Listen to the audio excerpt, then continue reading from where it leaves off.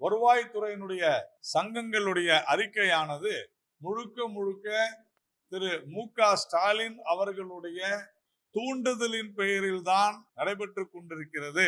இந்த அறிக்கைகள் எஸ்ஐஆரினுடைய நடவடிக்கையை பாதிக்கும் அளவிற்கு எஸ்ஐஆர் வந்துவிடக் கூடாது, ஒருவேளை வந்துவிட்டால் நேர்மையான வெளிப்படையான வாக்காளர் பட்டியலை கொடுத்து விடுமோ, அதனால தாங்கள் முறைகேடாக முரண்பாடாக சேர்த்து வைத்திருக்கின்ற அல்லது நீக்கி இருக்கின்ற வாக்காளர்களை மாற்றி விடுவார்களோ என்கின்ற அச்சத்துல முதலமைச்சர் மு.க.ஸ்டாலின் அவர்கள் இதை பேசியிருக்கிறாரோ என்று நமக்கு என்ன தோன்றுகிறது.